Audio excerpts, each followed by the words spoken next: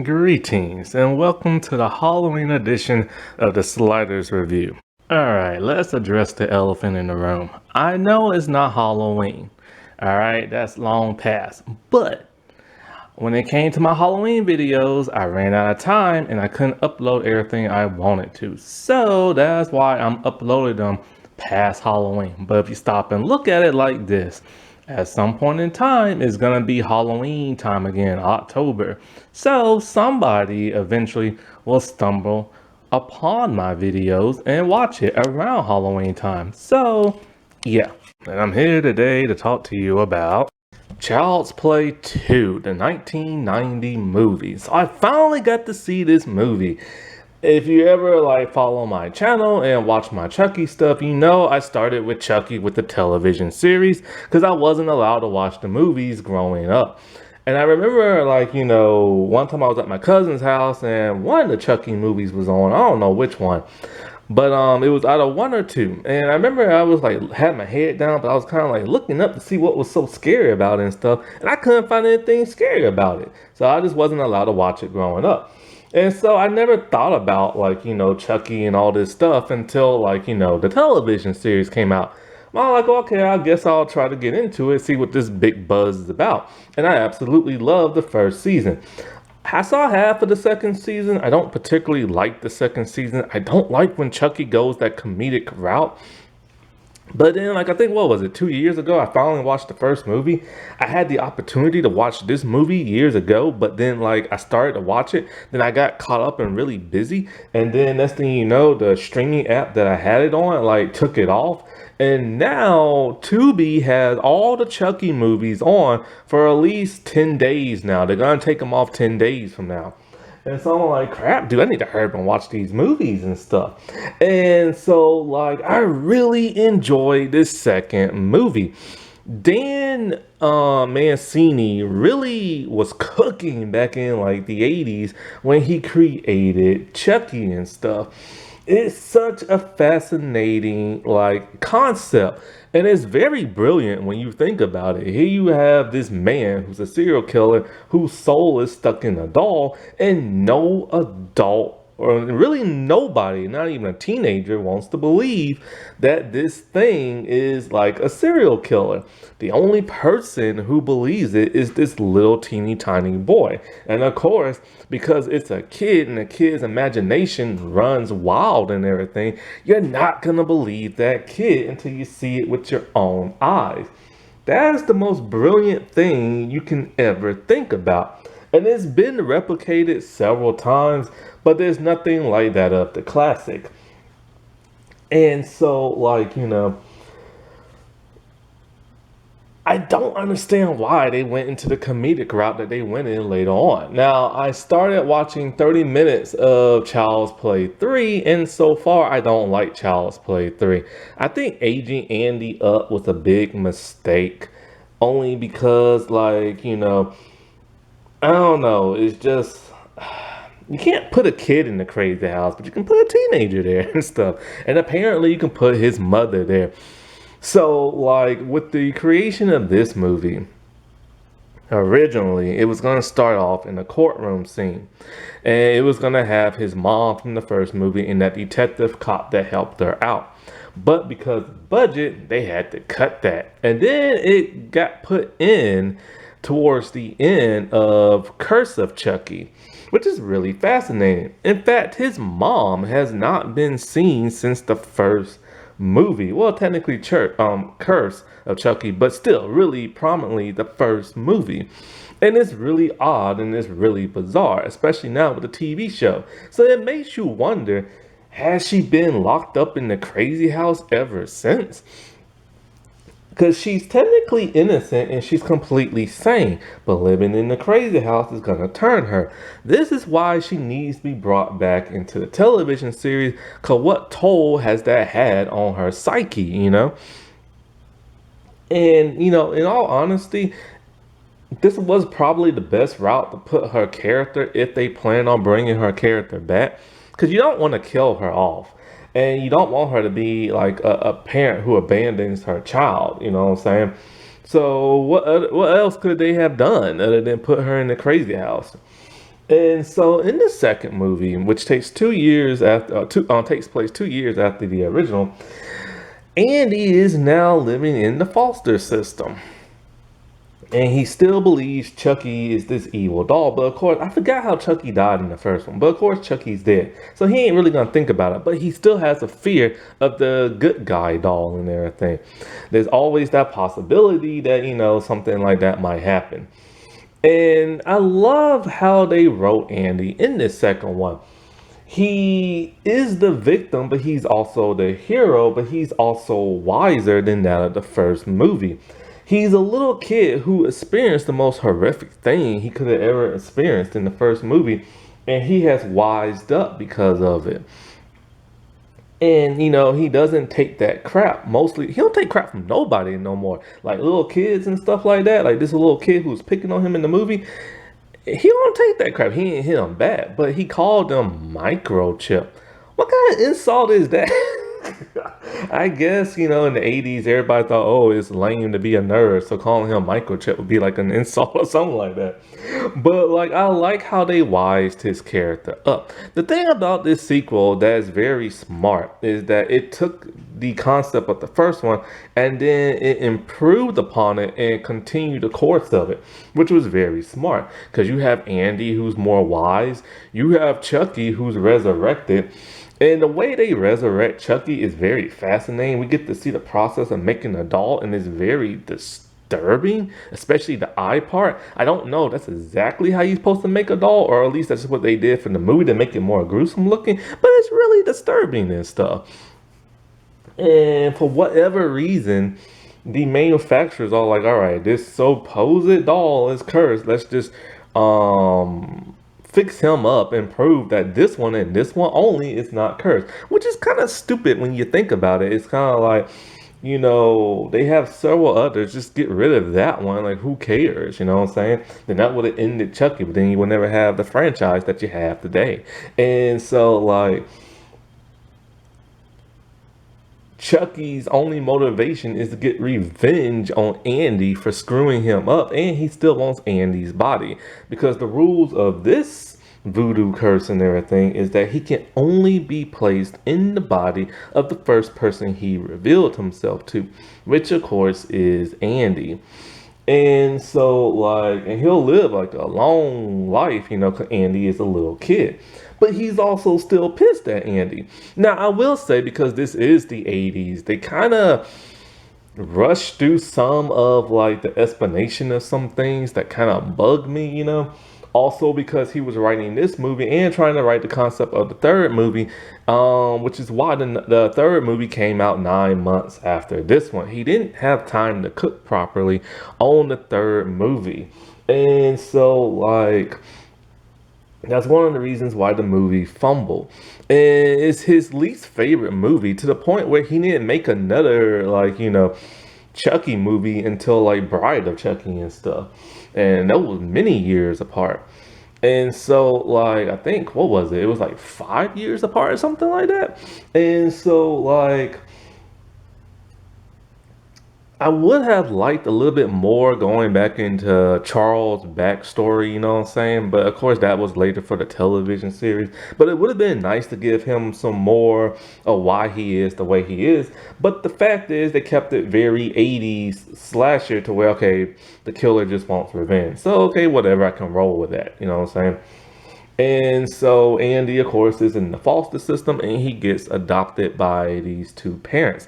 At that time, see, I've never watched this movie in the past. I didn't know who his parents were. I definitely know who they are now. His mother is Jenny Agutter, I think her name is, and she played the nun in called the Midwife, which I talked about. Go watch that.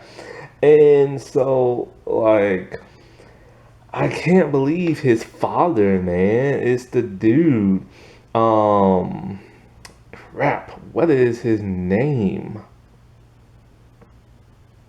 I don't know. Is it Gary Graham? I think his name is. That dude was in two different Star Trek shows, Deep Space Nine and Voyager. In Voyager, he played Q, the one who wanted to kill himself and stuff. And so, like, he was also the front runner for Odo in Deep Space Nine, but lost the part. And so, like, I didn't even realize that. I'm like, why does he look so familiar? So I had to go look him up. And then, of course, they added the, in my opinion, brilliant, very brilliant, like, addiction of, like, Christine Ellis as Kyle in this. Because, like, which is weird because she's only in this movie only, but she has a cameo in one many years later. And then she, of course, appeared in the first season only to supposedly die, then come back in the second season. I'm so sick and tired of this Fast and Furious resurrection crap, man. Let people die. It's a slasher franchise for crying out loud. And so the thing about Cal that I like is that, like, at first you don't think her character is gonna fit in because she's so teenage moody, you know what I'm saying? But she does act like a perfect teenager who is in the system. She's in a loving home, but she doesn't appreciate it. She's a little rude and snarky and stuff, and she constantly smokes cigarettes and just does whatever she wants. She sneaks in and out the home, and she acts like a perfect teenager. But then what I really like is that when Charles or Chucky starts to, like, threaten her and everything, she's not acting like a scared damsel in distress. She's acting a little bit like, like a tough character, like a strong female character, without having to say she's a strong female character. She's acting the part. She's calm. She's relaxed. Whenever Chucky has, like, a knife to her, she still does what he tells her to because she don't want to get stabbed. But when it comes to, like, the driving scene and this and that, she's very much in control and stuff. She's a smart character to know when to, like, obey when she has to obey, and then, like, lash out when she needs to and stuff, and disobey, like, whoever's trying to harm her. And that's what people have to do in real life situations, and but it is kind of odd that she's not acting like, oh, screaming and hollering and this and that, but she's just kind of like, it's almost like she's taking it in, kind of like, what the world am I looking at? Like, this can't be real, but yet it is. And she's not overreacting. She's just keeping, like, a cool, calm demeanor and everything to get herself out this situation and then later help Andy. She knows that if she disobeys Chucky, he'll stab her right then and there. So she has to, like, lead him to, like, Andy and stuff, only to, like, when the situation presents itself, to, like, help Andy out. And I really like that and stuff. Like, she's a real heroine in a way, but doesn't get that much credit and stuff. If only she was added to the rest of the movies, and I don't know why. Because normally, when you add a new character, and it's kind of like, ugh, a new character. But she was a great addition and stuff, in my opinion. And then, so, like, it's interesting how people, I can understand that they don't want to believe Andy, played by that of Alex Vincent. I can understand why they don't want to believe him. But why do they believe this teeny tiny little kid is going around murdering folks?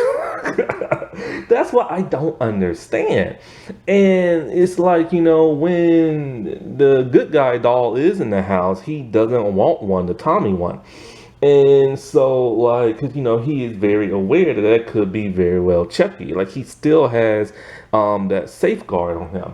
So then when the real Chucky does present himself, it's weird how Chucky doesn't, like, it's weird. Like, it's never explained why Chucky takes out his anger and, like, the other good guy doll, Tommy, and buries it and stuff. Like, that's never really explained. It would have been nice to explain it. Plus, he could have used that body to, put his soul in and stuff. But, of course, he didn't know he could do that at that time. And so, when Chucky does present himself to Andy, is rightfully so. Andy acts the way he does. But then what's so weird is that scene where he ties Andy up. I first thought that was a dream sequence, but it wasn't. And it's very horrifying. He literally tied that dude to a bed and had like a knife to him and was about to do like the whole voodoo thing, only for Kyle to show up through the window and like, screw everything up, which is weird. She was gonna break into the house. Why didn't she go through her own window? That don't make no sense. But this is quickly paced writing. I don't like that. But of course, it was very convenient that she interrupted the voodoo thing. But what's so weird is that she looks at like Andy and she's all like, "No, why'd you tie yourself up to the bed like that for?" And it's just kind of like, dude, how, like, he even tells her, how in the world would I be able to tie myself up to the bed? Even the parents assume that Kyle did it because they walk in and she's all, and then even they ask, how he's gonna be able to tie himself up to the bed and stuff. But I love how when his one arm is free, he just clocks the crap out of Chucky and knocks him to the floor. And stuff. But of course, Chucky makes his life like crappy, and he's put back in the foster system because he kills the foster parents. Now, the part I don't like is how in the heck did Chucky find him? Because he kills that one dude from Ned and Stacy and Ally Mobile, who but for whatever reason, they had information on Andy. Why would a toy company have information on Andy? That don't make no sense. To where they knew exactly where he would be. And that's how Chucky found him. It's way too convenient of a plot. And that's what I don't like about 80s writing and stuff. And 70s writing. And so, after, they're at the factory and everything, this is when all the cool stuff happens. Because Chucky really doesn't kill that many people in, like, the movie. And so he only kills the people who can can stop him from getting to Andy. And so when they're at the factory, he realized something. Crap, like he waited too long and he can't put his soul in Andy, because you were like, oh no, man, he put his soul in him, but he didn't. And so like he's just like bent on just wanting to kill Andy after that. But then the whole like factory scene was just amazing. It is kind of weird how they would go through some of the mechanical stuff. Like, why would you crawl through that? Why don't you just try to find the front door? But it's that cliche of a slasher movie where instead of going out the front door, you go upstairs, but instead they went up a conveyor belt and everything. But like, all of that was very interesting. The actor Andy could have gave more emotion, but he was just a teeny tiny kid, so like whatever, you know what I'm saying? And so like they literally mutilate the crap out of like Chucky, which is cool, to the point where Chucky arm gets cut off and he's just like, screw it, I'm just gonna put the knife through there and go all Evil Dead on out. And stuff. And it really tells the type of person that, Charles is. It's like, even with a severed limb, he will still put a blade there just to like hurt somebody and stuff. And so I just love how they mutilate the crap out of him, and how it's Andy who delivers the final blow. But just like with any good slasher, you can't kill your killer because they always come back and everything. But the way they mutilated him was just like amazing. But then the ending is so flat because, our two heroes, they leave the factory and Andy's all like, well, where do we go from here? Because, both the parents are dead and stuff, and they're both in the foster system. And she's all like, I have no idea, Andy. And then it just ends. Like, that's just so weird. Like, why would you write the ending like that? I hate when they do that in the 80s and crap. Like, things in the 80s just end and everything with no real explanation as to what's going on afterwards. And so, of course, like I said before, in came the third movie, where he didn't have enough time to write it because he was doing the second movie as he was writing that of the third.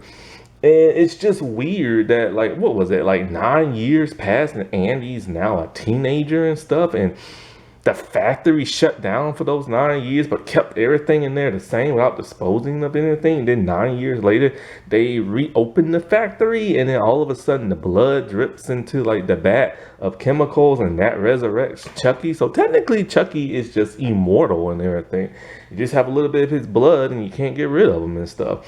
But then the third movie is weird because, okay, what if his blood mixes in with something else and you make that? Will he be in that? What if like an animal licks his blood? Will he turn into that animal? Like, come on now.